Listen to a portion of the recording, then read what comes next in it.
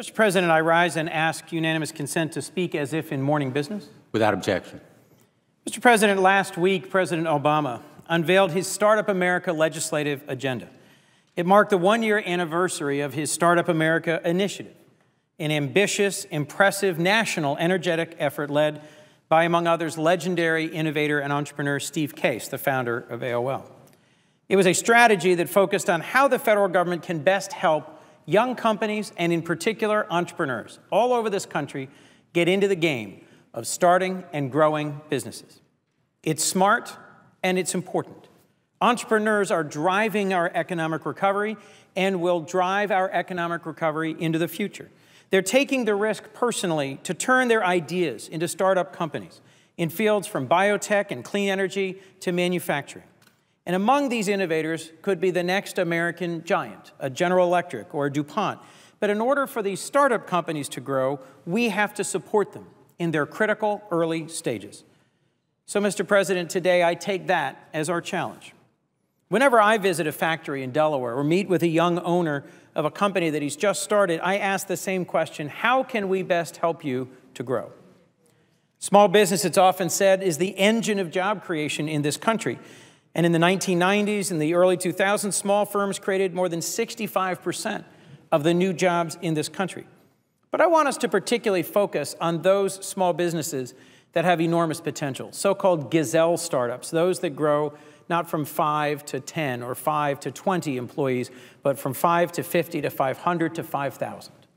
Whether it's Facebook or other startups that have gone from literally benchtop or dorm room to being employers of thousands or tens of thousands, our economy has grown dramatically because of these rapidly growing innovative startups. And typically, they are startups that focus on a disruptive technology or product, something that fundamentally changes a whole sector of our marketplace. And they have the most promising potential for job creation.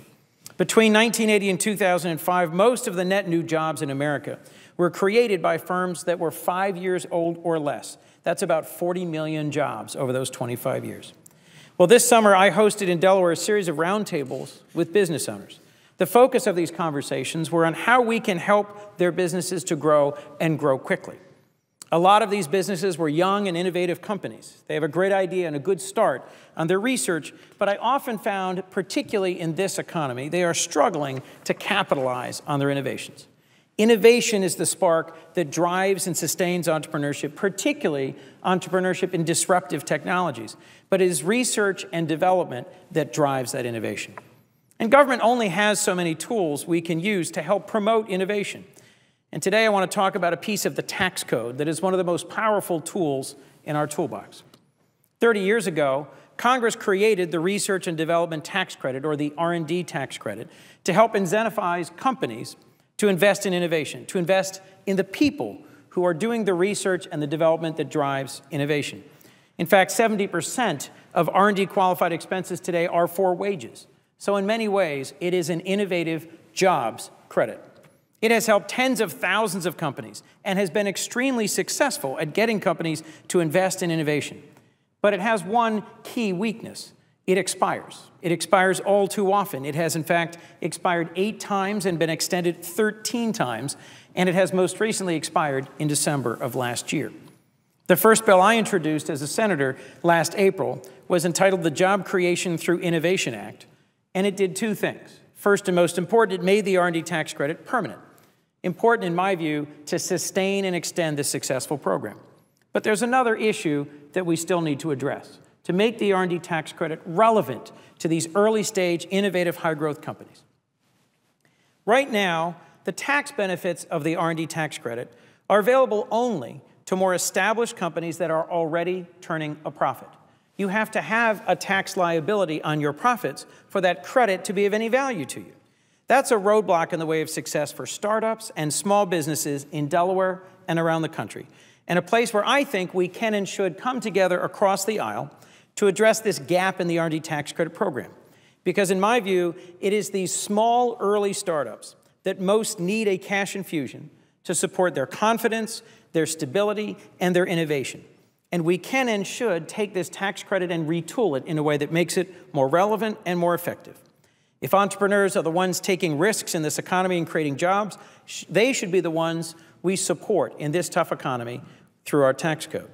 And as I said before, history shows it's those young companies that are creating the most jobs the most quickly and that have the best return on tax expenditures. So here's what I've been working on.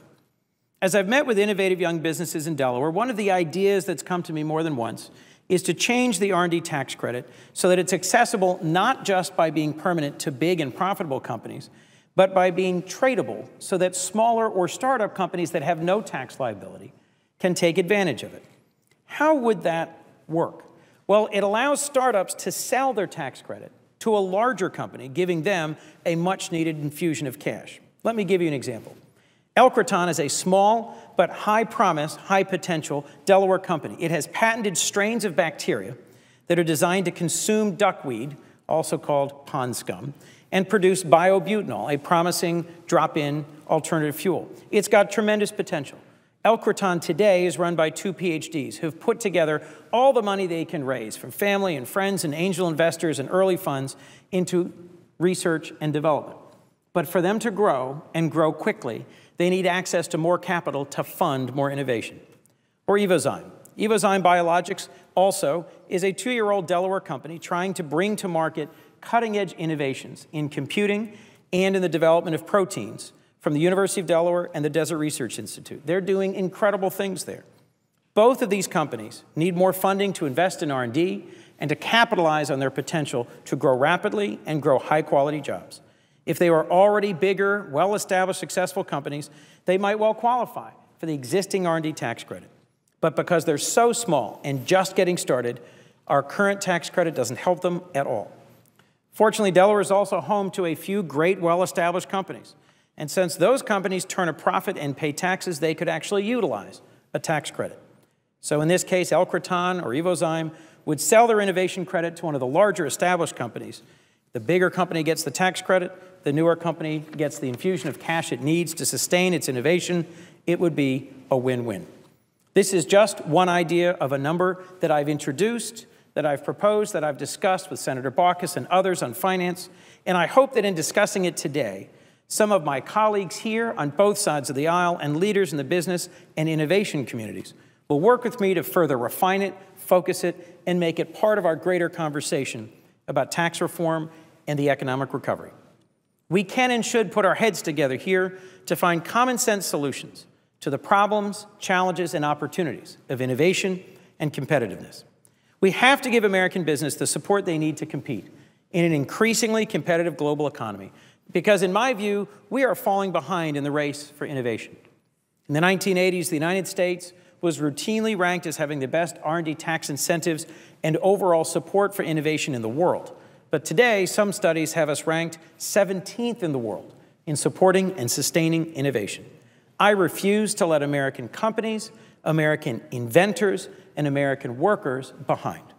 With the right resources, American ingenuity will continue to outcompete any country on earth every time. I know it's possible.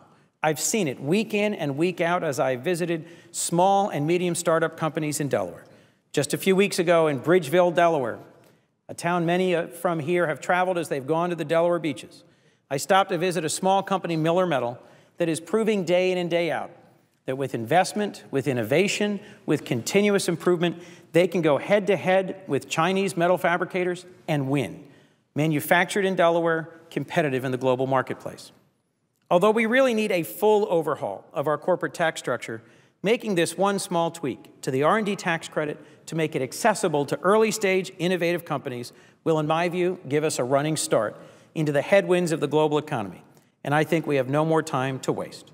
It is small businesses and innovative strategies that will create the jobs we need to put our neighbors back to work and turn this economy around more quickly. Let's work together, let's help them, and let's make progress on this most important proposal to change the R&D tax credit, make it permanent, and make it accessible for early-stage companies.